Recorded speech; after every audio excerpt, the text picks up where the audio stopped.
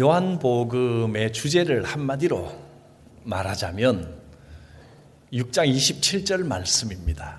썩을 양식을 위하여 일하지 말고 영생하도록 있는 양식을 위하여 하라. 이것이 요한복음 전체의 주제입니다.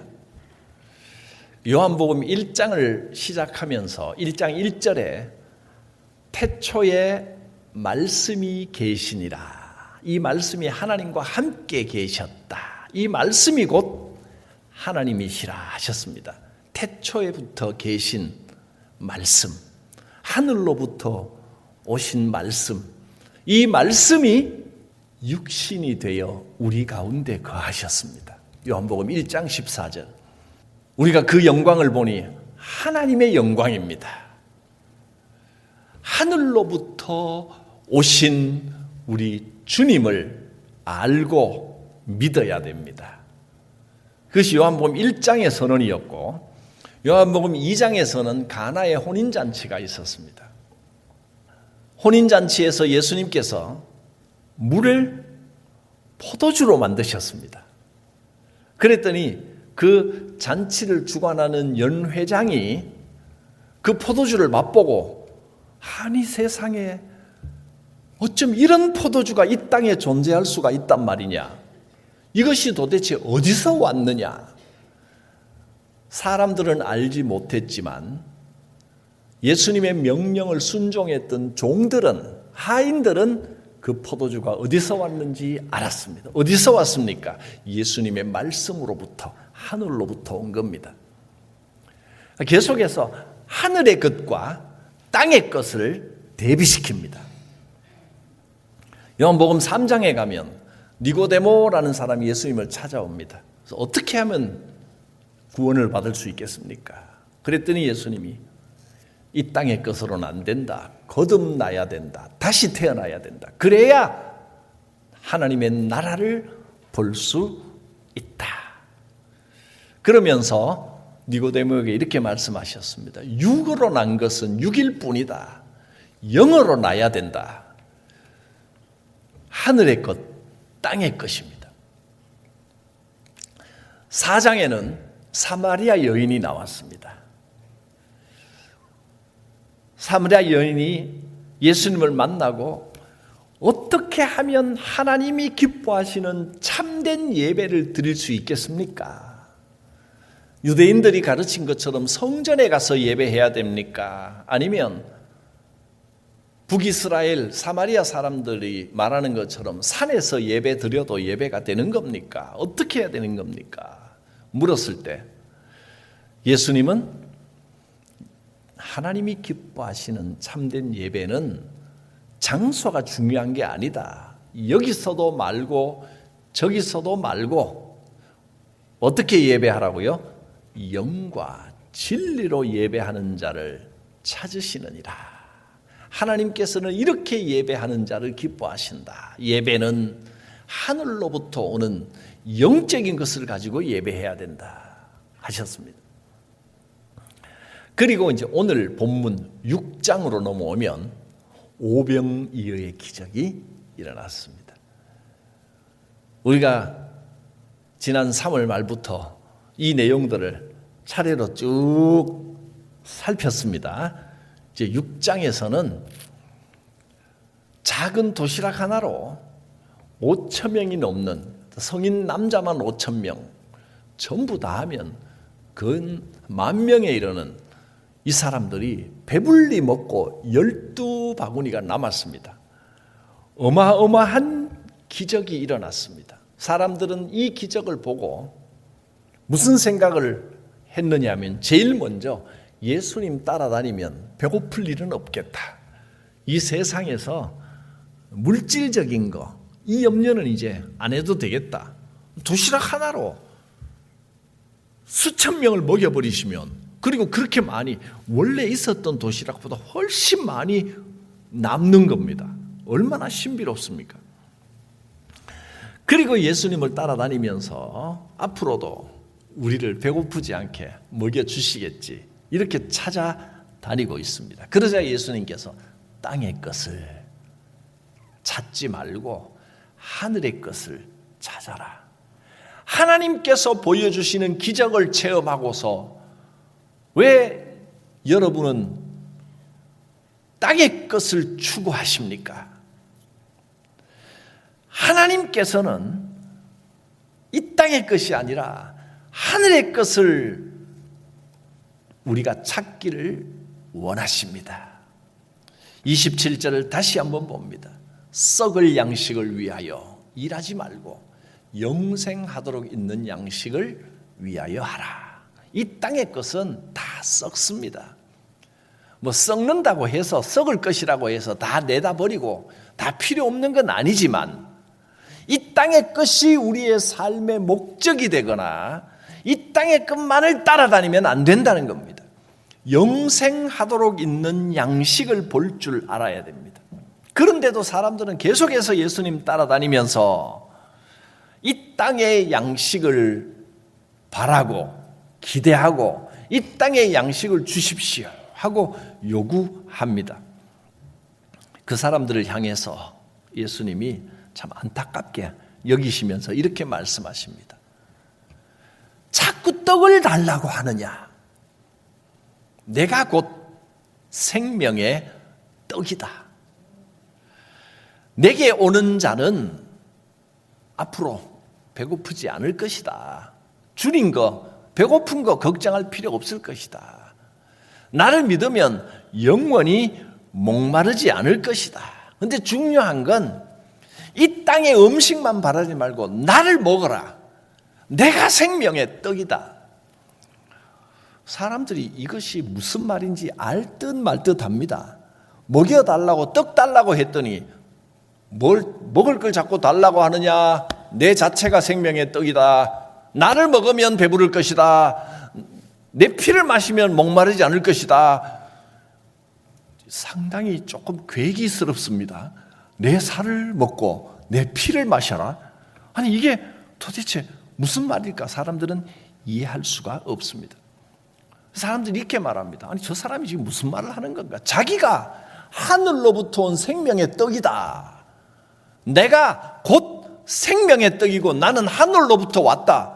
이상한 말씀을 하시니까 사람들이 뭐라고 말하느냐면 아니 저 사람이 요셉의 아들인데 또 그 한 동네에 살았던 사람은 내가 어릴 때부터 저 사람을 봤는데 그 부모도 알고 자라는 환경을 아는데 어째서 자기가 하늘로부터 왔다고 지금 말을 하느냐.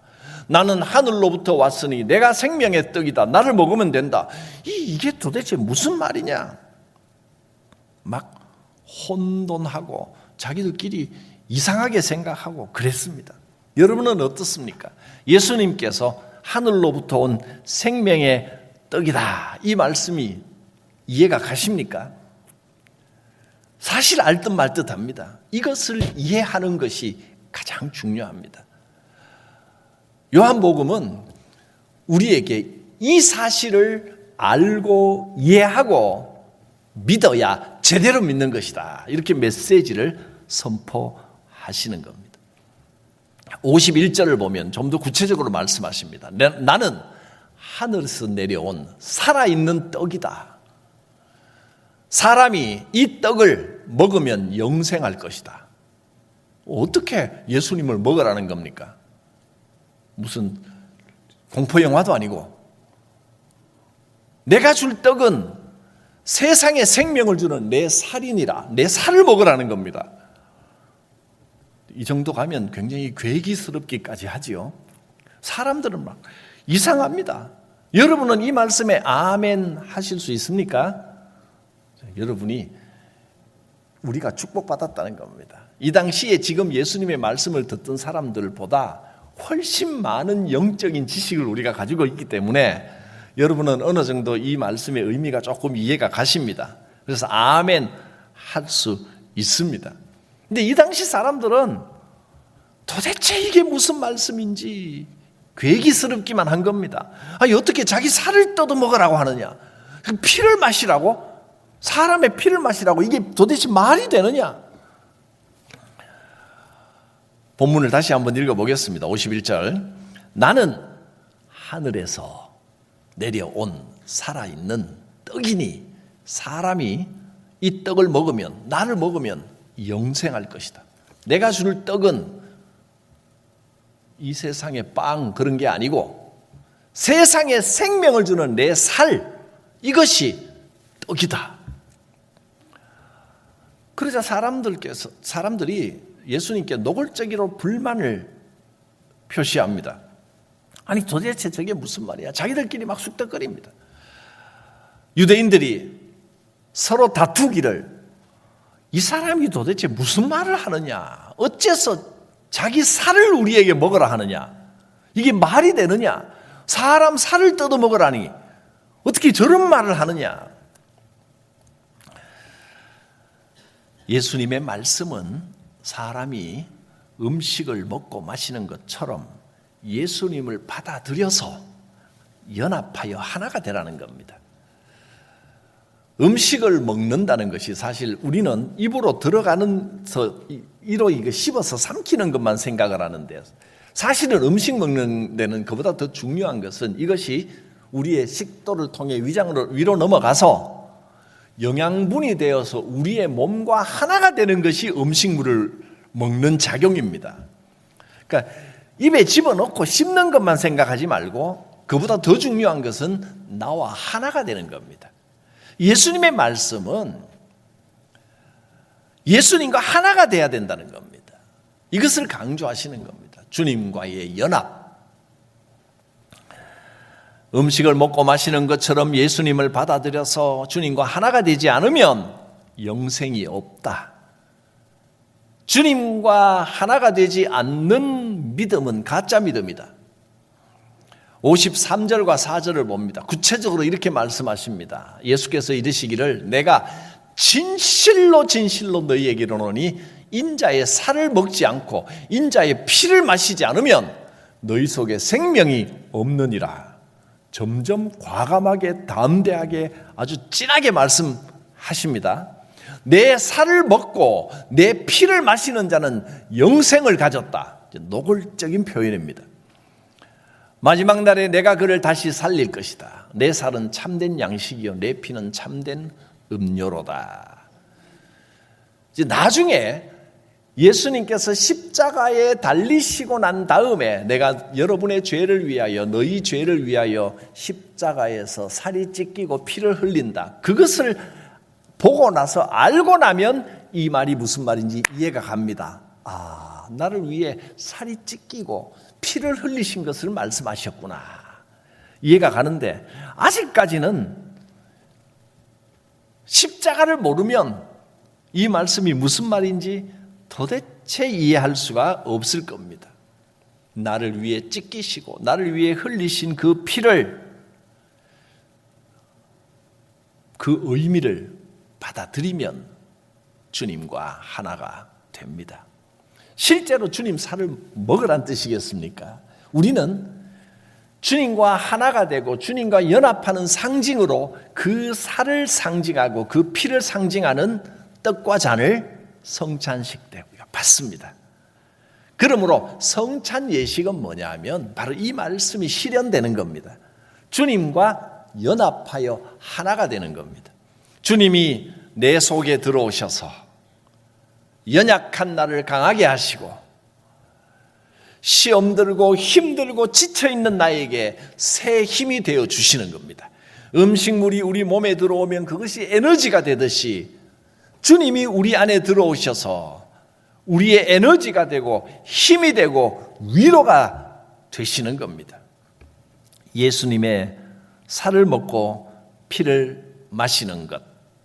56절에 이렇게 말씀하셨습니다. 내 살을 먹고 내 피를 마시는 자는 내 안에 거하고 나도 그의 안에 거하느니라.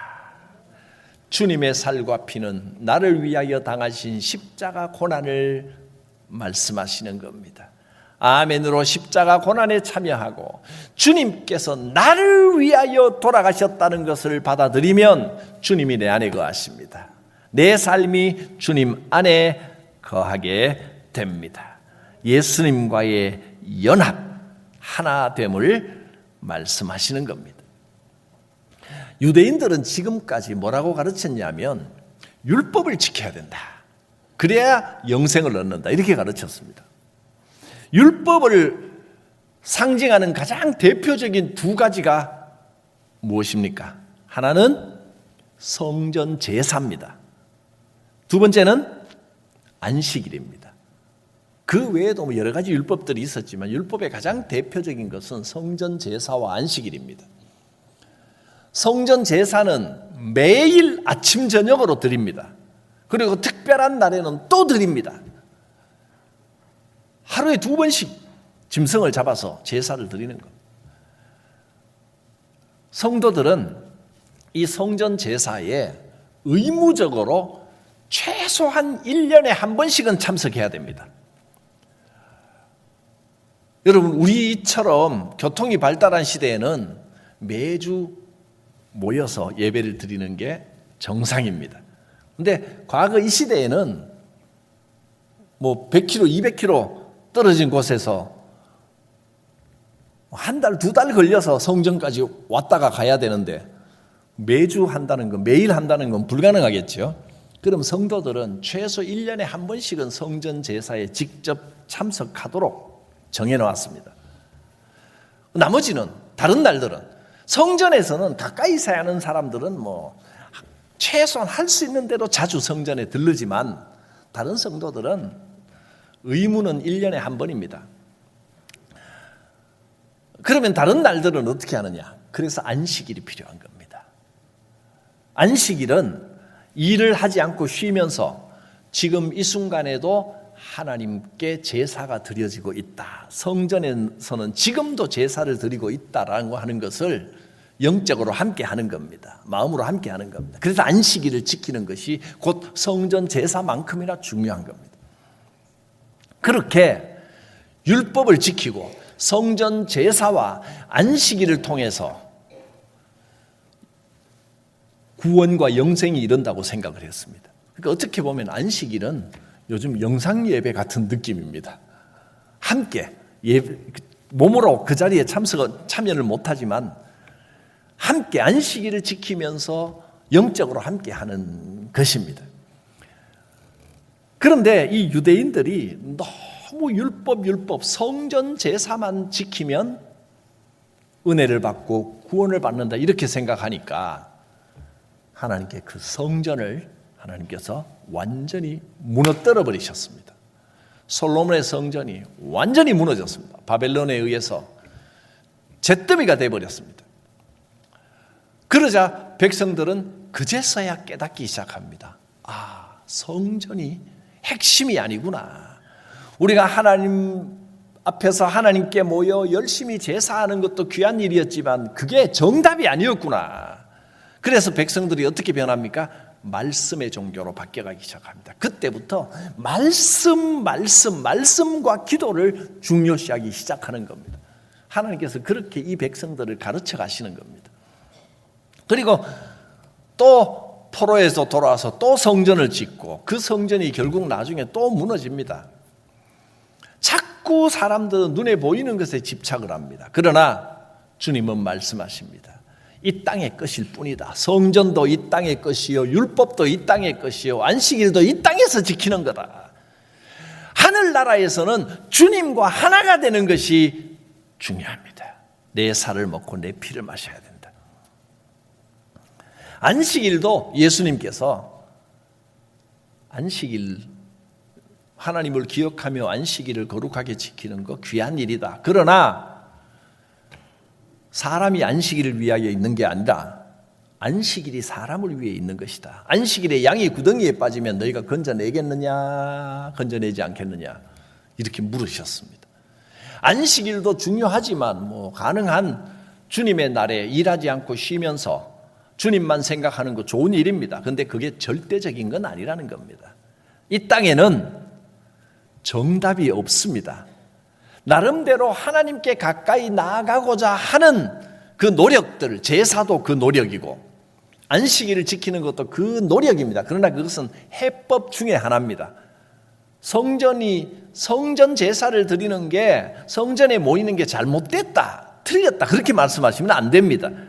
그것은 하나의 하나님께 가기 위한 해법, 몸부림 중에 하나이기 때문에 그것도 귀한 것이지만 그것만이 정답이다라고 말하면 그건 잘못돼 버립니다.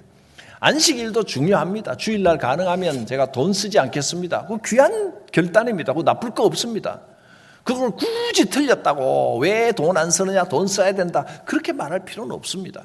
그 사람의 신앙 고백이고 하나의 귀한 주님께 가까이 가기 위한 좋은 해법입니다. 그러나 그것이 정답이고 그렇게 하지 않으면 구원받지 못한다라고 말하는 순간 그건 이단 사이비가 되어버립니다.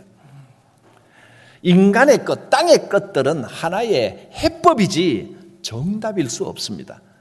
내가 믿고 내가 지키는 것만이 정답이다라고 말하는 순간 마귀의 것이 되어버립니다. 예수님께서 직접 그렇게 말씀하셨거든요. 이 땅의 것에만 관심을 가지면 잘못될 수밖에 없다. 예수님의 말씀을 듣고 사람들이 이 도대체 무슨 말씀인가 막 혼돈이 됐습니다. 60절에 보면 사람들이 이렇게 말했습니다. 이 말씀은 어렵도다. 누가 들을 수 있느냐. 너무너무 어렵다는 겁니다. 자기들은 이 땅의 거, 나는 성전 제사를 지켜야 된다고 생각하고 율법이 최고라고 생각하는데 저렇게 말씀하시니까 받아들이기가 어렵다 이 말입니다. 그리고 사람들이 떠나가 버렸습니다. 이때 예수님을 떠난 사람들이 많았습니다. 결정적으로 자기들 방식으로 예수님을 믿으려고 하다가 예수님이 그거 아니다, 내 살과 피를 먹어야 된다, 나와 연합해야 된다 이 말씀을 하시니까 자기들 생각, 자기들이 생각하는 그 정답을 내려놓지 못하고 떠나가 버렸습니다. 남아있는 제자들에게 예수님이 물으셨습니다. 너희도 가려느냐? 너희도 떠나겠느냐? 그랬더니 베드로가 고백합니다.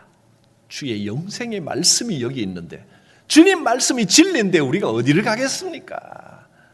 우리는 주님이 하나님의 거룩하신 분이신 줄, 하늘에서 오신 분인지를 믿고 알았습니다. 하늘로부터 오셨다는 것을 고백한 겁니다. 이 고백이 귀합니다. 이 고백이 오늘 우리의 고백이 될 수 있기를 바랍니다. 같이 한번 읽겠습니다. 주여, 영생의 말씀이 주께 있사오니 우리가 누구에게로 가오리까? 우리가 주는 하나님의 거룩하신 자이신 줄 믿고 알았사옵나이다.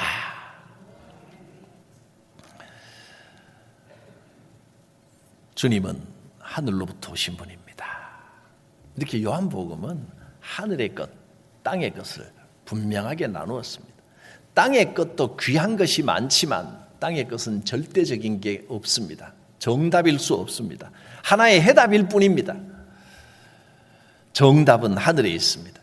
그런데 제자들 가운데, 이 제자들 가운데서도 남아있는 사람들 중에서도 가룟 유다는 끝까지 자기 생각을 내려놓지를 못했습니다. 학자들의 연구에 의하면 이 가룟 유다가 젤롯 땅이라고 합니다. 로마로부터 민족을 독립시키려고 무력 투쟁을 했던 당이 젤롯 땅입니다. 말하자면 독립군입니다. 우리는 이스라엘과 비슷한 역사를 가지고 있기 때문에 독립군 하면 이미지가 좋습니다. 무장 투쟁을 했어도 좋은 이미지입니다. 가룟 유다가 바로 그런 사람이었다는 겁니다. 그런데 문제는 뭐냐면 그 독립투사로서 헌신하고 살겠다는 마음은 좋은 마음입니다. 그런데 예수님의 제자로 있으면서 예수님의 말씀을 듣고 예수님께 배우면서도 자기가 가지고 있는 자기 생각, 그것을 내려놓지를 않습니다. 예수님의 방향과 맞추지 않고 예수님의 이 속도와 맞추지 않습니다. 예수님이 십자가에서 돌아가실 것을 계속해서 예고를 하시니까 가룟 유다는 속이 답답했습니다. 왜 저러시지? 이 정도 인기가 있고 사람들이 이 정도 모이면 뭐 낫을 들고 호미를 들고 쟁기를 들고라도 로마의 독립운동을 하면 이 정도 주님의 능력이면 오병이어를 먹이시는 정도의 능력이면 하늘의 천사도 동원하실 텐데 뭔가 독립운동을 시원하게 하면 하시지 왜 이렇게 답답하게 하시나? 자기 생각을 놓지 않고 자기 생각을 정답이라고 생각했습니다. 땅의 생각을 버리지를 못한 겁니다. 그러니까 결국은 예수님을 파는 자가 되어버렸습니다. 예수님 뭐라고 말씀하셨습니까? 70절에 이렇게 말씀하십니다. 내가 너희 12를 택하지 아니하느냐. 예수님의 사랑과 은혜를 받고 택함 받은 12입니다. 그러나 너희 중에 한 사람은 마귀니라. 무시무시하게 직접적으로 말씀하셨습니다.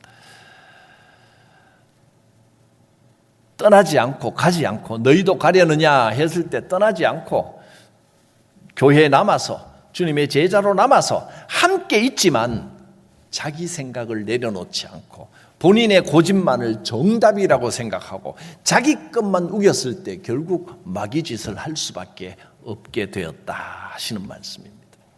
주님께서 오늘 우리에게도 물으십니다. 너희도 가려느냐? 이 말씀 앞에 첫 번째 결단을 해야 됩니다. 영생의 말씀이 여기 있는데 우리가 어디를 가겠습니까? 그래서 여러분은 예배에 참석하셨고 남아 계십니다. 잘하셨습니다. 두 번째 주님이 또 물으십니다. 내가 이 12를 택하지 않았느냐? 너희 생각을 내려놓지 않으면, 하나님의 뜻을 이해하고 하늘의 것을 추구하지 않으면 이들 중에 마귀가 있다. 이렇게 말씀하십니다. 주님, 내 생각을 내려놓겠습니다. 영생의 말씀과 함께 하겠습니다. 제가 열심을 갖고 헌신을 하며 주님을 따르지만 내 열심, 내 헌신, 나의 해답이 정답이라고 끝까지 우기는 우를 범하지 않게 하옵소서. 기도합니다. 살아계신 하나님, 우리를 불러주시고 자녀 삼아 주셨습니다. 주님의 살과 피에 참여하며 주님과 연합하여 하나님께 아름답게 사용되고 주님의 뜻대로 살아가는 성도가 되게 하여 주시옵소서. 예수님의 이름으로 기도드립니다. 아멘.